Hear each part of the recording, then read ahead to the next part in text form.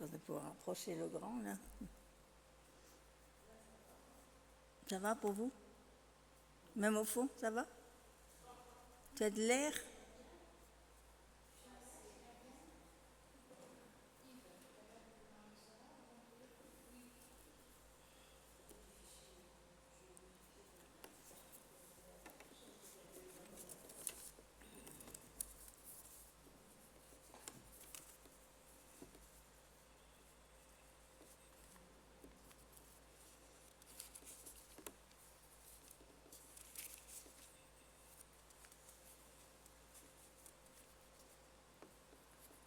Des voitures qui arrivent.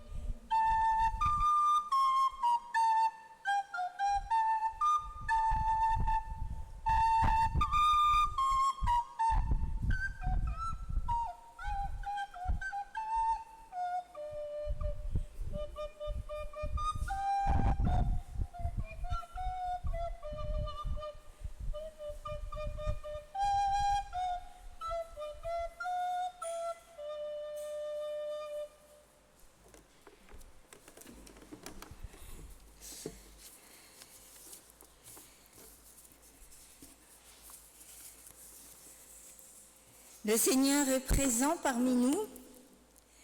Le Seigneur nous rassemble. Le Seigneur nous unit. Il fait de nous son corps. Que son amour nous habite. Que sa présence nous éclaire. Que sa parole nous fortifie. Amen. Et je vous invite à prendre le 21-21. Un jour dans tes parvis vaut mieux que 1000 ailleurs. Si nous ne le connaissons pas, on en prendra un autre. Ça ira pour le chanter? Oui. Je vous invite à vous lever.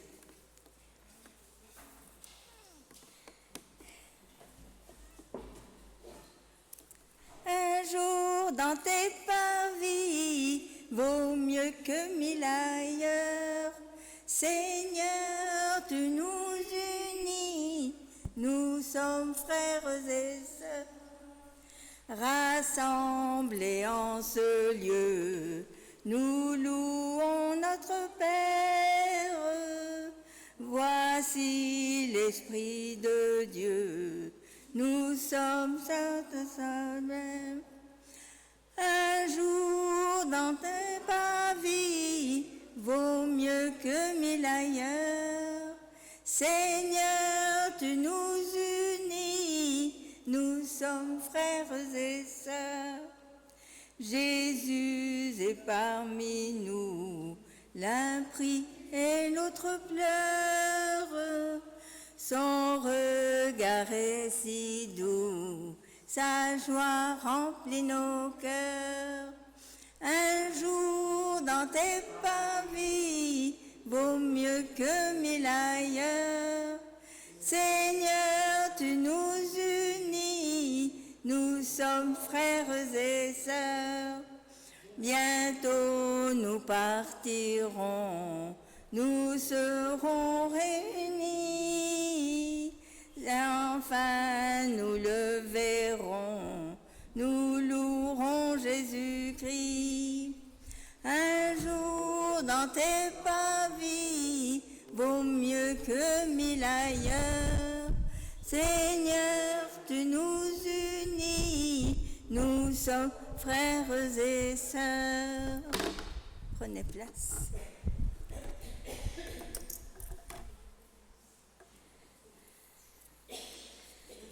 Lorsque Moïse a demandé au Seigneur de voir sa gloire, il lui a été répondu: « Je ferai passer devant ta face toute ma bonté. J'accorde ma bienveillance à qui je l'accorde, et je ferai miséricorde à qui je fais miséricorde. » Puis le Seigneur ajouta: « Tu ne pourras pas voir ma face, car l'homme ne peut me voir et vivre. Voici un lieu près de moi, tu te tiendras sur le rocher, et quand ma gloire passera, je te mettrai dans le creux du rocher, et de ma main je t'abriterai tant que je passerai. Puis je retirerai ma main, et tu me verras de dos, mais ma face ne pourra pas être vue. »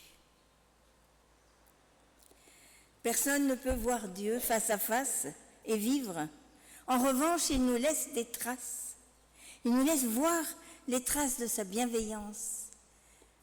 Il nous laisse voir les traces de sa miséricorde lorsqu'il croise notre route. Nous sommes donc invités à lire et relire la marque de ces passages. Nous sommes invités à nous souvenir de ces temps où il nous a mis au creux du rocher, où il nous a abrités de sa main. Je vous invite à la prière. Ce matin, Seigneur, ouvre nos yeux et nous verrons la trace de tes pas dans nos vies. Ouvre nos oreilles et nous entendrons les paroles de l'Évangile pour nos vies. Ouvre nos lèvres et nous dirons la prière que tu attends et la louange pour nos vies. Amen.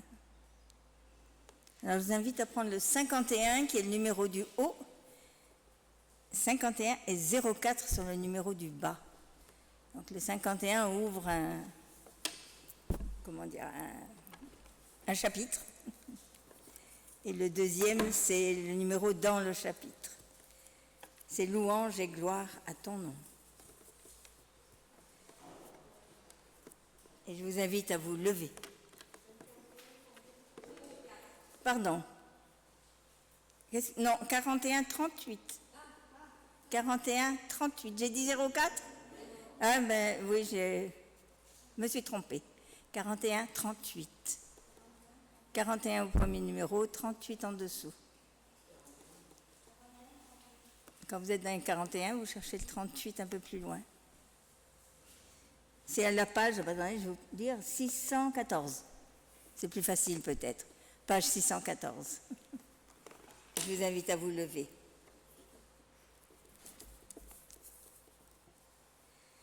Louange et gloire à ton nom.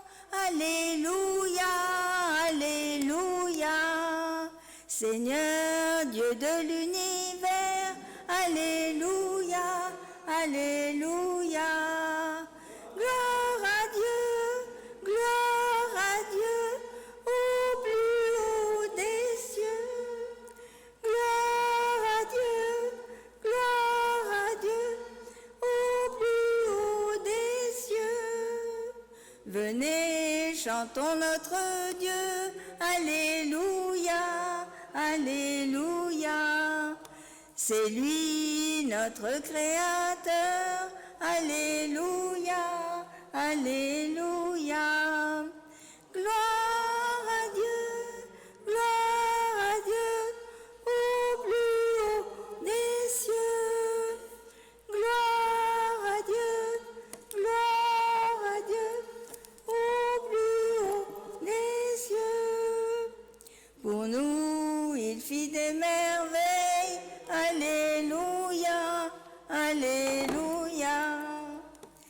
l'Éternel et son amour. Alléluia, Alléluia. Gloire à Dieu, au plus haut des cieux. Gloire à Dieu, au plus haut des cieux. Je veux chanter pour mon Dieu, Alléluia, Alléluia, dès l'aube et toute ma vie, Alléluia, Alléluia. Gloire à Dieu, au plus haut des cieux. Gloire à Dieu, au plus haut des cieux. Je vous invite à rester debout pour ce texte de louange auquel nous nous associons. Gloire à Dieu au plus haut des cieux et paix sur la terre aux hommes qu'il aime. Nous te louons, nous te bénissons, nous t'adorons, nous te glorifions. Nous te rendons grâce pour ta gloire infinie. Elle nous dépasse. Seigneur Dieu, roi des cieux, Dieu le Père Tout-Puissant, qui peut tout. Seigneur, Fils unique, Jésus-Christ. Seigneur Dieu, agneau de Dieu, Fils de Dieu, toi qui ôtes le péché du monde, oui, prends pitié de nous. Toi qui ôtes le péché du monde, reçois notre prière. Toi qui as qui est assis à la droite du Père, prends pitié de nous, car toi seul es saint, toi seul es Seigneur, toi seul es le Très-Haut, toi, Jésus-Christ, avec le Saint-Esprit, dans la gloire de Dieu le Père. Amen. Je vous invite à vous asseoir. Ah non, on devait chanter, on va chanter assis, c'est pas grave. Non, on va passer à la prière. Je vous invite à la confession des péchés. Dans le livre d'Ésaïe, c'est tiré d'Ésaïe, il est écrit « Ainsi parle le Seigneur Dieu, le Saint d'Israël. Votre salut est dans la conversion et dans le repos. Votre force est dans le calme et la confiance. » Prions. Pourtant, Seigneur, il nous arrive d'être inquiets à cause d'un souci, d'une angoisse, d'une peur qui s'infiltre en nous et qui nous ronge. À cause de cette inquiétude, Seigneur, nous ne trouvons plus le repos. Nous nous agitons, nous devenons fébriles et nous nous fatiguons. À cause de cette agitation, Seigneur, nous avons de plus en plus de difficultés à te trouver dans le creux de notre vie. Nous sommes alors dans une spirale qui va de l'inquiétude à l'agitation, de l'agitation à la fatigue, de la fatigue au découragement. Pardonne-nous, toi qui nous dis que le calme et la confiance sera notre force. Pardonne-nous. Amen. En restant assis, au 5309, 5309, souffle, souffle de Dieu, nous t'accueillons.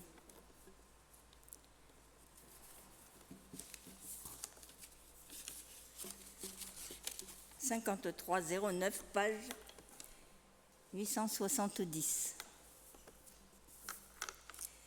Souffle, souffle de Dieu, nous t'accueillons. Viens purifier nos cœurs. Ô souffle, souffle de Dieu, nous t'accueillons. Viens purifier nos cœurs. Rends-nous souples devant toi. À l'écoute de ta voix.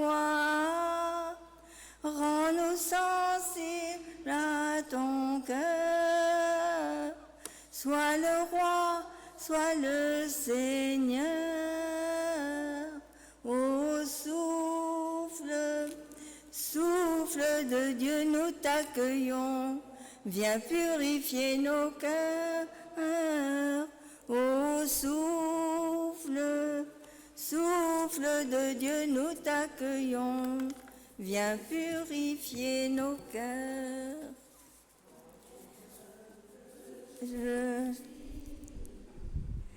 En nous elle, lui la vie, chasse l'orgueil et la crainte, et rends-nous l'Église sainte. Ô souffle, souffle de Dieu, nous t'accueillons.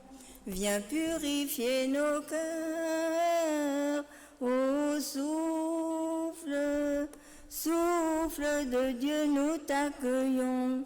Viens purifier nos cœurs. Un midrash raconte qu'un jour, Moïse s'est plaint devant Dieu des enfants d'Israël qui étaient têtus et querelleurs. Se plaindre, c'est aussi en dehors du calme et la confiance. Et Dieu lui a répondu, mais je ne les ai pas créés anges. Ce sont des hommes faillibles, de chair et de sang, comme toi. C'est pourquoi ne t'attends pas à ce qu'ils agissent comme des anges. Puisqu'ils sont mortels, il est naturel qu'ils aient des imperfections et les limitations de la chair et du sang. Dieu aime jusqu'à nos limites, dans nos limites et nos défauts. Cela ne le gêne pas pour nous aimer. En Jésus-Christ, il a rejoint notre humanité de chair et de sang pour sanctifier et pour la sanctifier et pour la sauver. Aujourd'hui, son pardon rencontre nos imperfections et nos limitations. Aujourd'hui, son pardon nous inonde et nous redonne un renouveau de vie, de paix et d'amour. Alors que son amour vous bénisse, que son pardon vous construise, que sa paix vous accompagne. Amen. Je vous invite à vous lever pour chanter notre joie de ce pardon avec le 5103. 5103, page 818. Gloire à ton nom, Jésus. Et nous nous levons.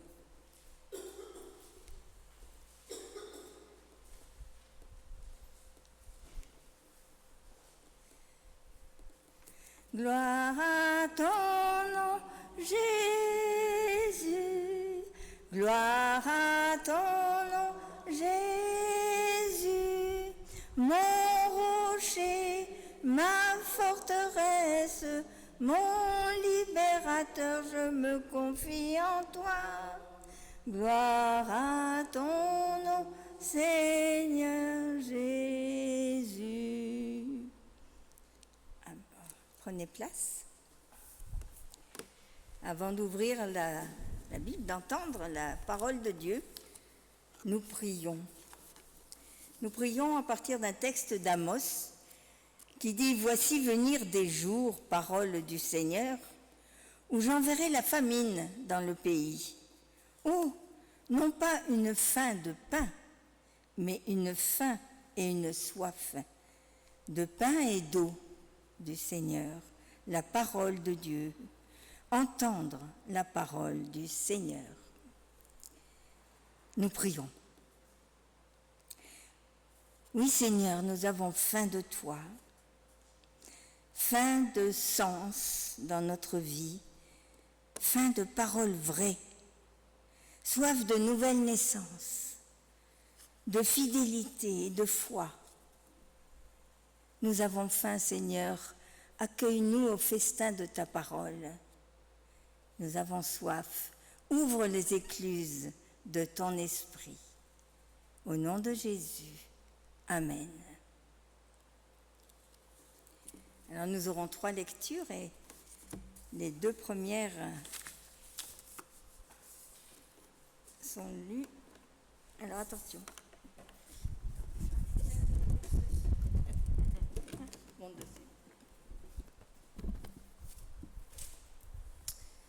C'est dans l'Épître aux Romains, au chapitre 35, jusqu'à la fin du chapitre. Qui nous séparera de l'amour de Christ? Serait-ce la détresse, l'angoisse, la persécution, la faim, le dénuement, le danger ou l'épée? De fait, il est écrit: c'est à cause de toi qu'on nous met à mort à longueur de journée, qu'on nous considère comme des brebis destinées à la boucherie. Au contraire, dans tout cela, nous sommes plus que vainqueurs, grâce à celui qui nous a aimés. En effet, j'ai l'assurance que ni la mort, ni la vie, ni les anges, ni les dominations, ni le présent, ni l'avenir, ni les puissances, ni la hauteur, ni la profondeur, ni aucune autre créature ne pourra nous séparer de l'amour de Dieu manifesté en Jésus-Christ.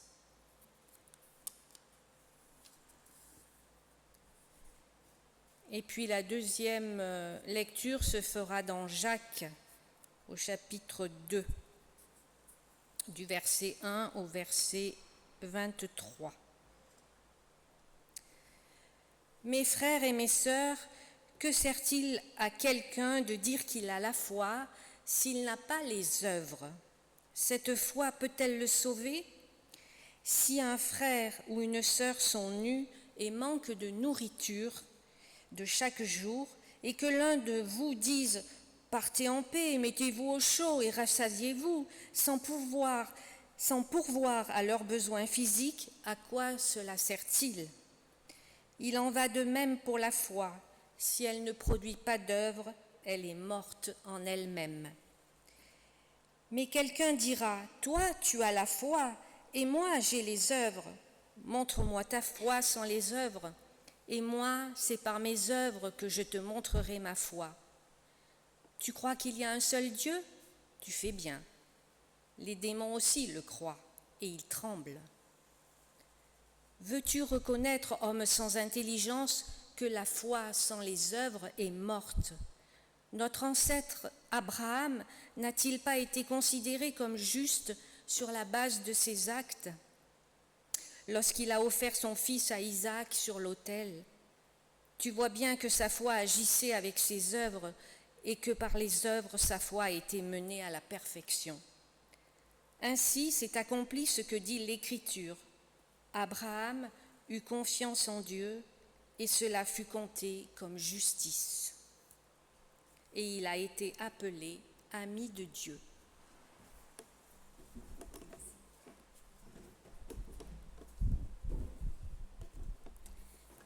Merci. Et notre troisième lecture de l'Évangile, ça sera dans Luc, au chapitre 5. Les versets, attendez, oui, à partir du verset 12. Non, un peu plus loin, du verset 17. Un jour, Jésus enseignait. Des pharisiens et des professeurs de la loi venus de tous les villages de Galilée, de la Judée et de Jérusalem étaient assis là, et la puissance du Seigneur se manifestait par des guérisons. Et voici que des hommes qui portaient un paralysé sur une civière cherchaient à le faire entrer et à le placer devant Jésus. Et comme ils n'avaient pas trouvé le moyen de l'introduire à cause de la foule, ils montèrent sur le toit et par une ouverture, ils le descendirent sur sa civière au milieu de l'assemblée devant Jésus. Voyant leur foi, Jésus dit, « Mon ami, tes péchés te sont pardonnés. » Les spécialistes de la loi et les pharisiens se mirent à raisonner et à dire entre eux, « Qui est cet homme qui profère des blasphèmes ? qui peut pardonner les péchés sinon Dieu lui seul? Jésus connaissait leurs pensées. Il prit la parole et leur dit: pourquoi raisonnez-vous ainsi dans votre cœur? Qu'est-ce qui est plus facile à dire? Tes péchés te sont pardonnés, ou lève-toi et marche. Afin que vous sachiez que le Fils de l'homme a sur la terre le pouvoir de pardonner les péchés, je te l'ordonne, dit-il au paralysé, lève-toi, prends ta civière et rentre chez toi. Celui-ci se leva immédiatement. En leur présence, il prit sa civière sur laquelle il était couché et rentra chez lui en rendant gloire à Dieu. Tous étaient dans l'étonnement et célébraient la gloire de Dieu. Remplis de crainte, ils disaient: nous avons vu aujourd'hui des choses extraordinaires. Amen, ta parole, Seigneur, est vérité sur notre route, lumière devant nos pas. Amen.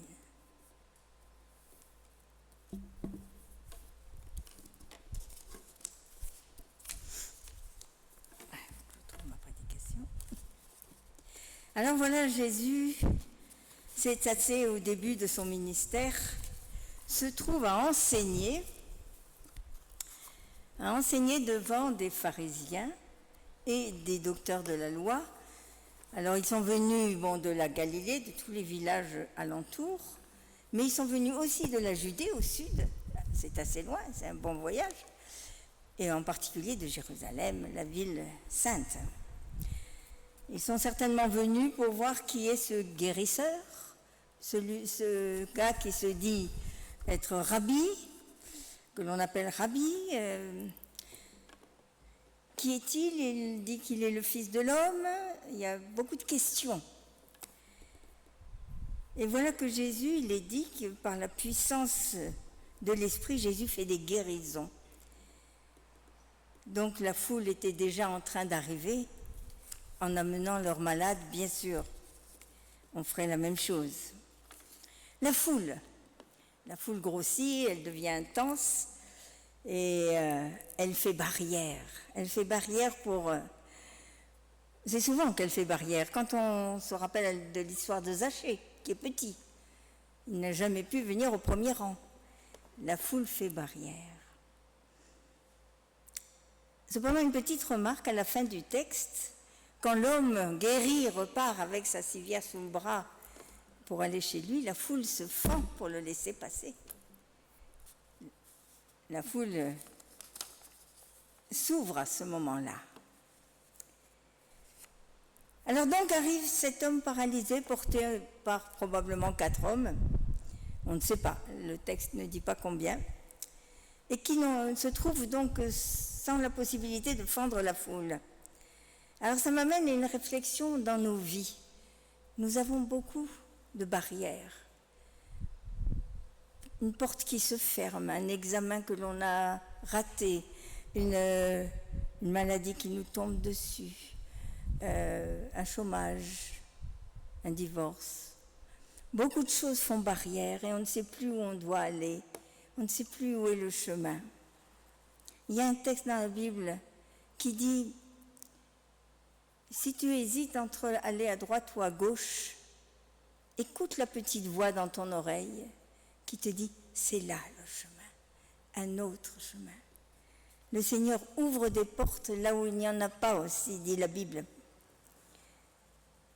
Alors demandons au Seigneur quel est son chemin, quel plan B est-ce qu'il a, puisque le plan A est fermé. C'est ce qu'ont fait ces hommes. Ils ont cherché un moyen. Et ils ont pensé à monter sur le toit. Donc il faut déjà monter l'homme paralysé sur le toit. J'ai vu mon fils et puis l'équipe des pompiers bénévoles là, qui s'entraînaient pour monter une civière le long d'un mur. C'est pas simple. Donc là, ils l'ont monté sur le toit. C'est un toit plat, là-bas. Ensuite, il a fallu attaquer le toit, l'ouvrir, assez grand pour que la civière passe, et puis descendre cet homme jusqu'à Jésus. ils avaient la certitude en eux que s'il était devant Jésus, Jésus le guérirait. C'est ça leur foi. Et vous avez remarqué que dans le texte, que fait Jésus?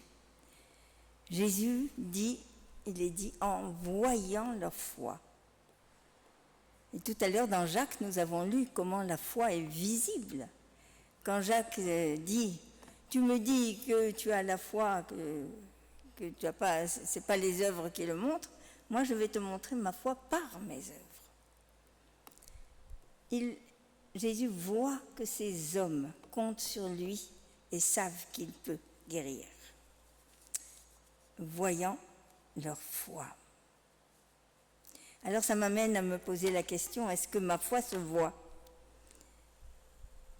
Lorsque je fais un enterrement, je rencontre des familles et j'entends ceci, ah oui, moi j'ai la foi au fond de moi, mais c'est une foi, il ne va pas à l'église, il ne va pas au temple, il ne participe à rien, c'est une foi juste à lui et surtout cachée au fond de lui, mais dont il ne parle pas. Quand je demande aux enfants si leurs parents leur ont parlé de leur foi, ils disent, oui, on a été baptisés, on a fait le catéchisme, mais on n'a jamais parlé foi après. Ça a été terminé. Alors cette foi qui n'a pas de marque, qui ne laisse pas de traces, pose question. Et Jésus voit leur foi. C'est à ce signe que Jésus va donner la guérison. Et si on regarde les évangiles, partout, il est dit, ta foi t'a guéri. La femme à la perte de sang, elle a la foi que si elle touche Jésus, elle touche la frange des vêtements de Jésus, elle sera guérie. Elle fait quelque chose. Alors, quelquefois, Jésus guérit sans que la personne l'ait demandé.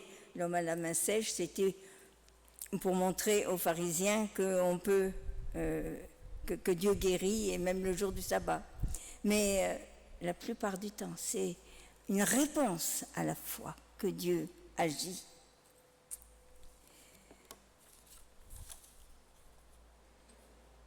Une foi de tradition n'est pas réveillée. Jésus voit probablement aussi leur solidarité.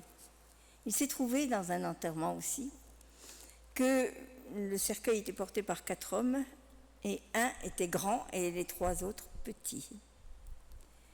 Alors un moment après, je lui ai posé la question, je lui ai dit, comment est-ce que vous faites quand il y a un tel décalage entre un et puis les autres? Et il m'a dit, mais je fais très attention que le poids ne repose pas sur les autres. Et si vous avez bien regardé, je ne porte pas sur l'épaule, mais légèrement en dessous. Et je suis attentif que les autres puissent bien porter sans être trop chargés.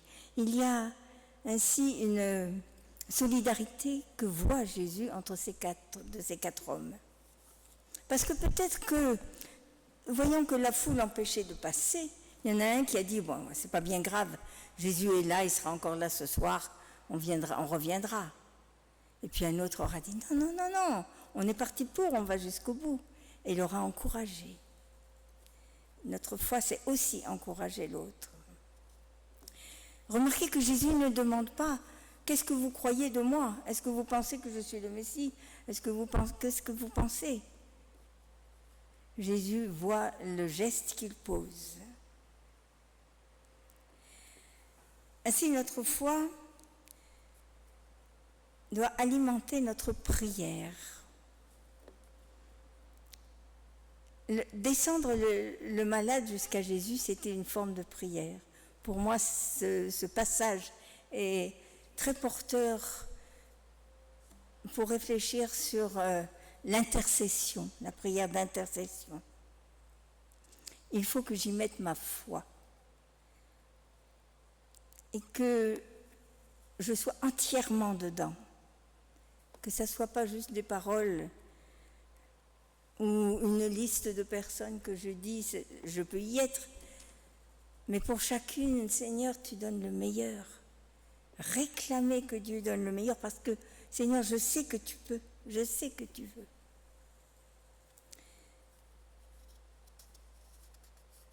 Parfois, lorsque nous prions pour quelqu'un, très particulièrement, sa situation empire. Qu'est-ce à dire ? Eh bien, c'est-à-dire que je redouble de prière, je demande à Dieu, mais alors, qu'est-ce que tu veux que je te demande pour cette personne ? Là, je crois qu'on est au cœur de l'intercession. Qu'est-ce que tu demandes ? Qu'est-ce que tu veux que je te demande ? Et puis, attendre que Dieu nous donne, que parfois ça prend du temps. Dieu nous le donne quand tout est mûr, quand c'est prêt. Il ne donne pas avant l'heure. Dans l'Évangile, très souvent, on entend Jésus dire « Mon heure n'est pas venue ». Ce n'est pas encore le moment. Il faut une maturation.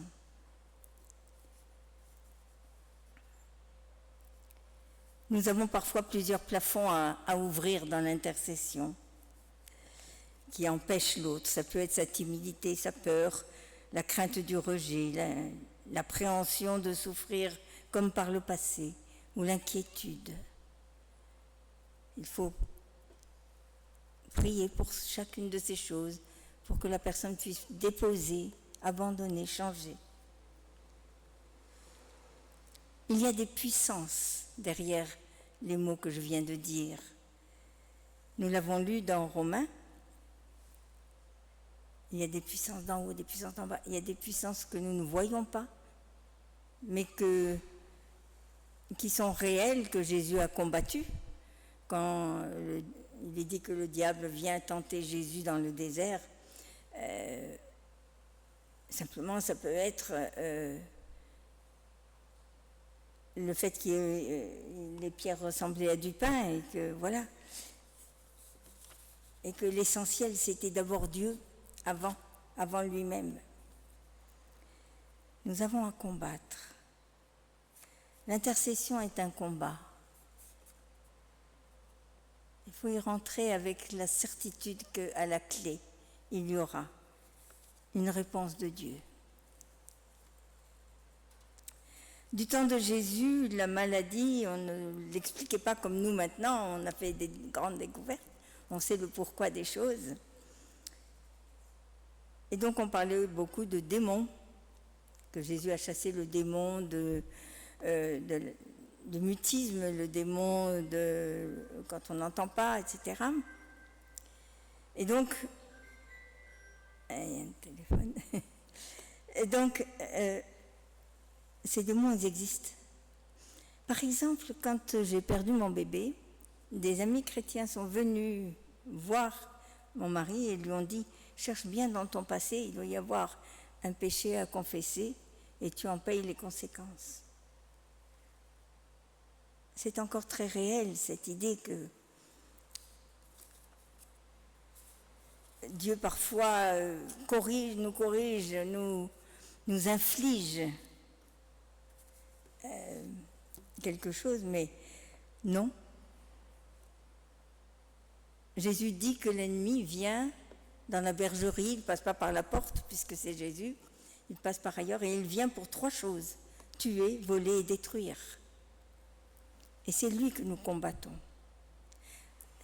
Et c'est là que nous plaçons la personne pour qui nous prions dans la bénédiction de Dieu, au pied de Jésus, devant Jésus, comme ce paralysé qui a été déposé au pied de Jésus. Alors pourquoi Jésus commence par dire tes péchés sont pardonnés avant de dire lève-toi et marche?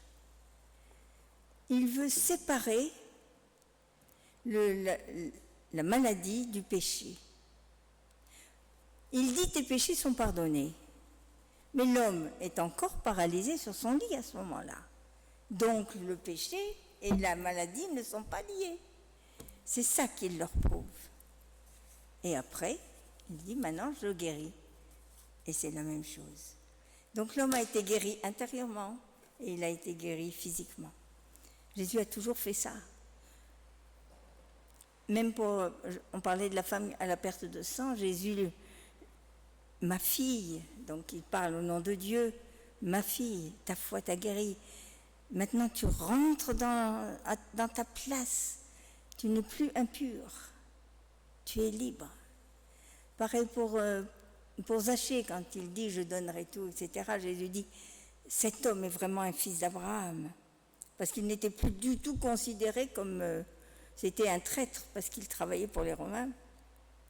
Mais maintenant, Jésus le rétablit dans sa place de fils de Dieu, d'Israélite. Jésus nous a libérés sur la croix de tout jugement. Il n'y a pas de condamnation pour ceux qui sont en Jésus-Christ, dit Paul. Installons-nous là-dedans. Le mur que nous trouvons devant nous n'est pas une condamnation, n'est pas une punition. C'est juste qu'il y a un autre chemin à chercher. Alors, dans notre texte, les pharisiens traitent Jésus de blasphémateur, c'est-à-dire qu'il prend la place de Dieu. Ils ont vu une guérison. Ils ont entendu Jésus dire à cet homme ses péchés sont pardonnés. Et ils ne se sont pas dit « Ah, mais peut-être que le Messie, lui, est Dieu. » Ils le savent, le Messie qu'ils attendent. Ils savent que c'est Dieu. Mais ils ne peuvent pas admettre que cet homme devant eux soit le Messie. Ils restent bloqués dans leur certitude. Ils ne cherchent pas la voie de Dieu. Ils ont peur en fait. Jésus leur enseigne que le Fils de l'homme a les pouvoirs de Dieu, qu'il a la puissance de Dieu. Et je dirais que quand il dit « Je te dis, lève-toi, prends ton lit et rentre chez toi », et que l'homme se lève aussitôt et le fait, Jésus leur cloue le bec en disant « Dieu ira là où il veut aller. Vous ne pouvez rien contre Dieu. » Et pourtant, c'est eux qui le mettront à mort. Soyons vigilants pour savoir reconnaître quand Dieu nous montre l'inimaginable. Car il peut tout, c'est ce que dit Jésus, rien n'est impossible à Dieu. Rappelez-vous qu'il dit que Dieu peut faire passer un chameau par le chat d'une aiguille. Et tout l'Évangile affirme que c'est notre foi qui ouvre les portes quand elle passe à l'action.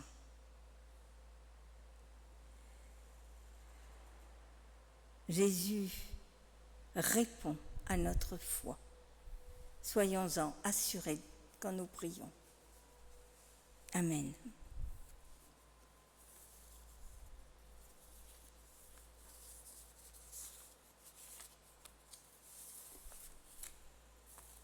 Nous prenons un moment de silence.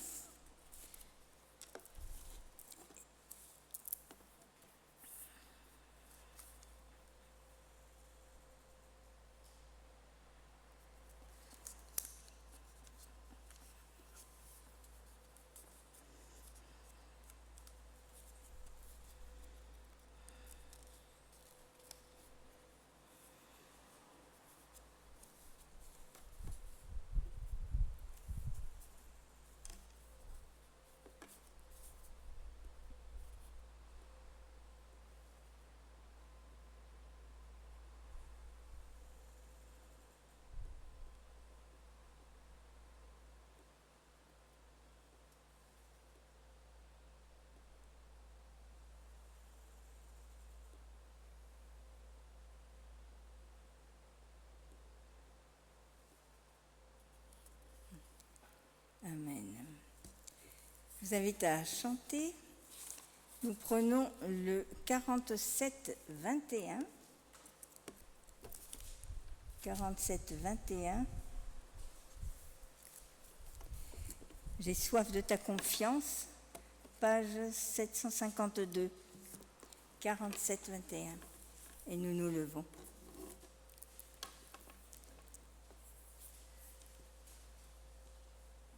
j'ai besoin de ta confiance.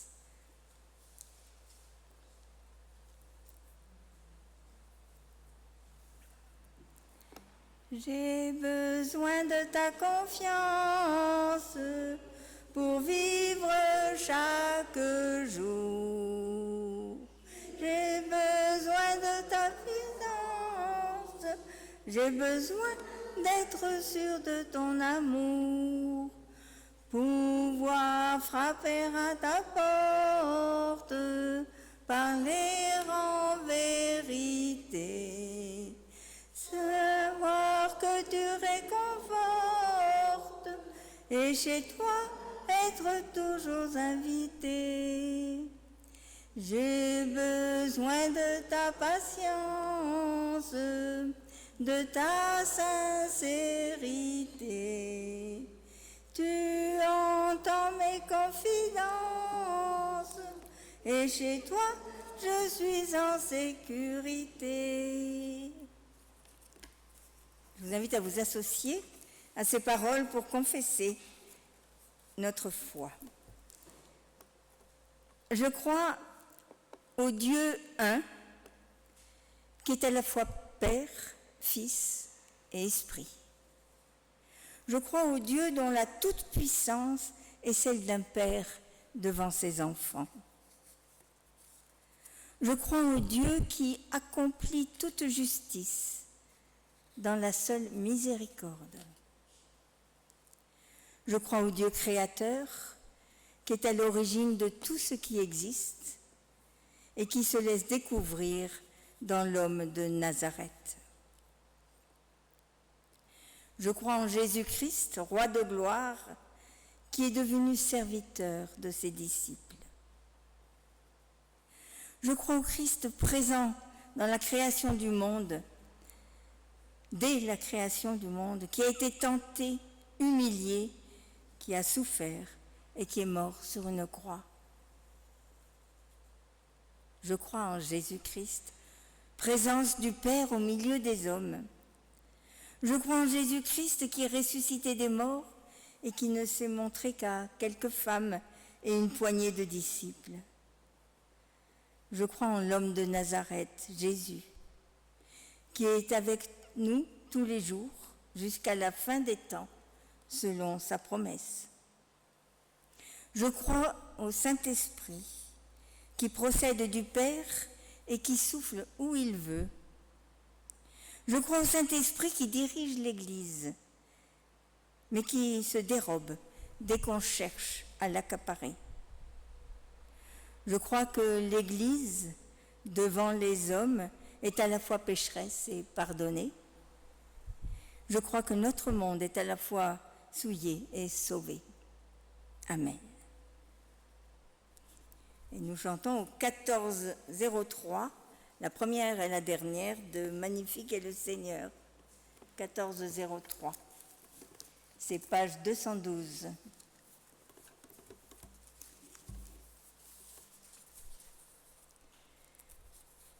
Magnifique est le Seigneur, tout mon cœur pour chanter Dieu.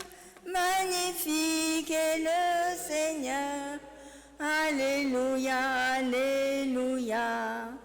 Que puissance, honneur et gloire reviennent au Dieu trois fois saint, aujourd'hui et à jamais. Alléluia, Alléluia. Prenez place. L'apôtre nous dit que celui qui offre de ses biens le fasse avec libéralité et que celui qui exerce la miséricorde le fasse avec joie. Nous offrirons maintenant nos dons pour le service de l'Église.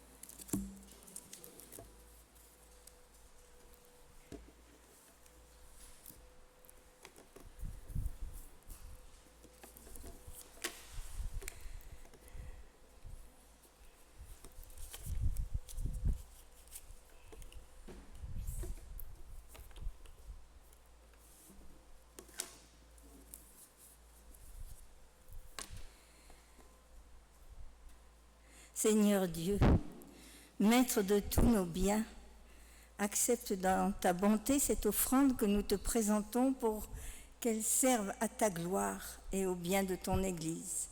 Par le Christ notre Seigneur. Amen. Un temps d'annonce. Les annonces.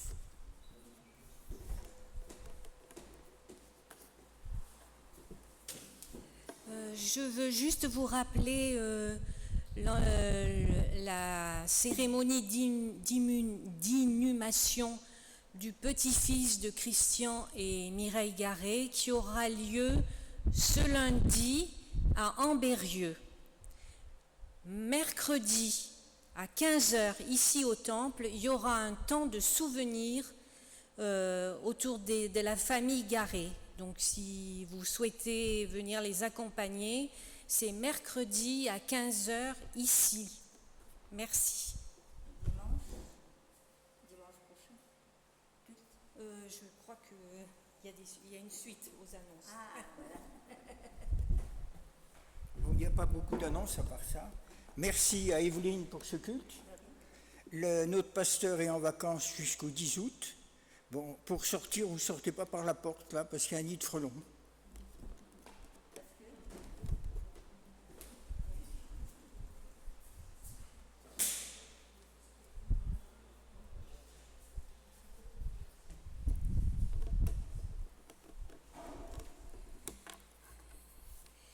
Je vous invite à l'intercession.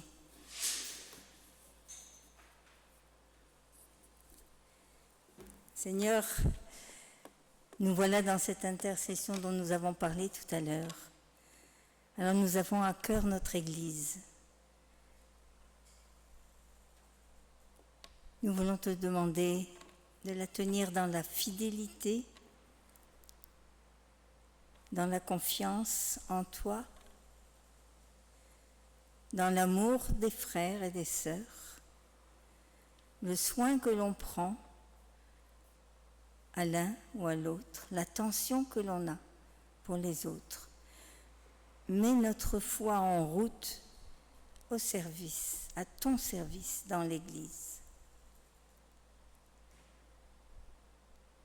Nous te prions pour ces responsables, pour ces pasteurs et particulièrement pour Christophe, que ces vacances soient un temps de renouvellement, d'apaisement, de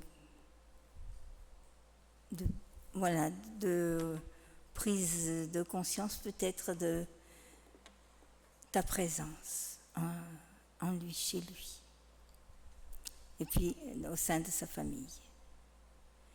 Nous te remettons le monde, ce monde bien blessé, qui ouvre des blessures en permanence. Toutes ces personnes déplacées, Seigneur, ces personnes qui n'ont plus rien.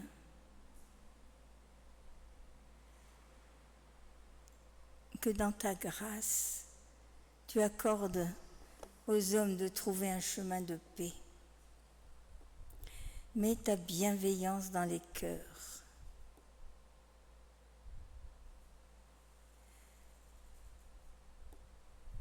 Et puis viens, Seigneur Jésus. Nous te prions pour nos familles. En ce temps de vacances, nous avons l'occasion de les voir, que nous soyons des témoins fidèles à ce moment-là, que notre foi se voie. Tu ne nous as pas appelés que pour nous-mêmes, mais tu nous as appelés pour que nous soyons, comme tu avais dit à Pierre, pêcheurs d'hommes.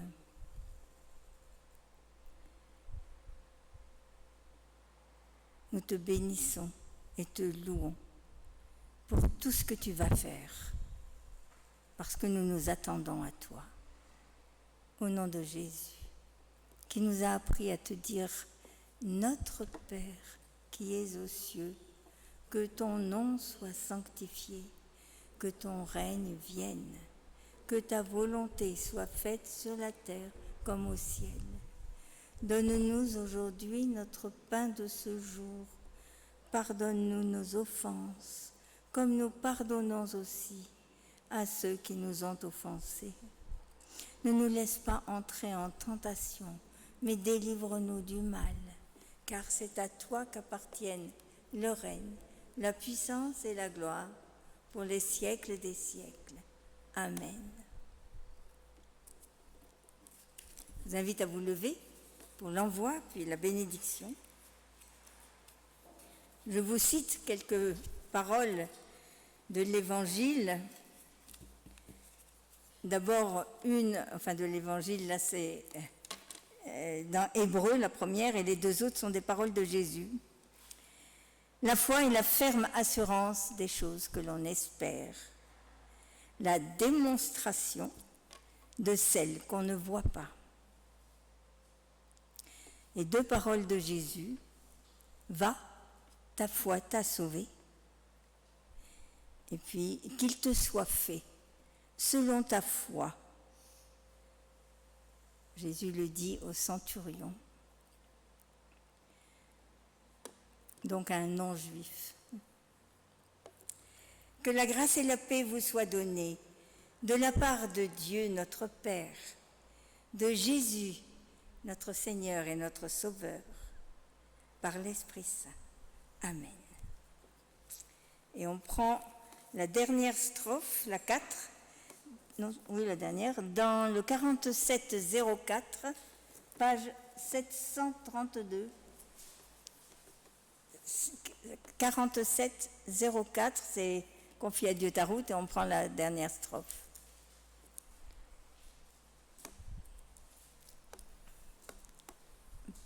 Page 732.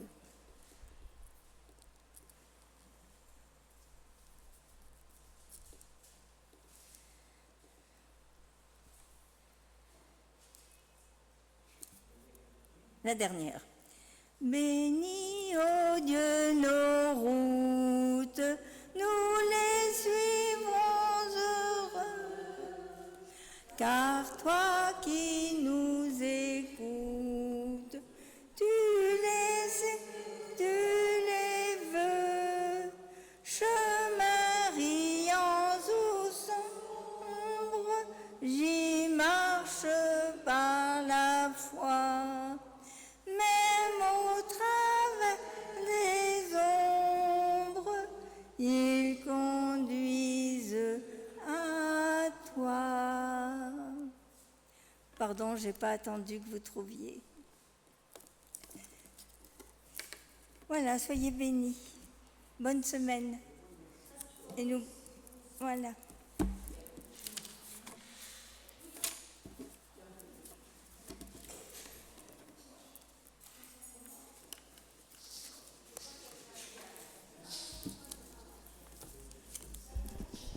J'ai pas dit, mais il y a un culte dimanche prochain ici à 10h comme d'habitude. Hein. Vous avez quelqu'un pour dimanche? Oui. D'accord.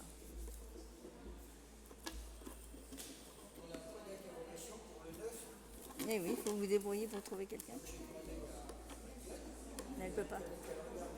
Ah d'accord. Je croyais qu'elle avait dit qu'elle... Oui, je sais, oui, je sais bien. Mais à nous il faut chercher. Il faut chercher. Quand il y a un mur, il faut chercher.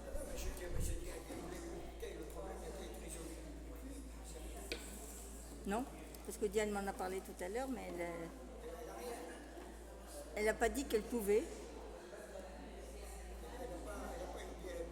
Je sais pas. Parce qu'elle devait... Ben peut-être, oui. En principe, je n'ai rien, mais il faut voir. Je sais pas du tout, parce que j'aurais bien demandé. Ah oui. Ah, on ne peut pas mettre la main là? On ne peut pas faire ça? Toi, tu pourrais éventuellement.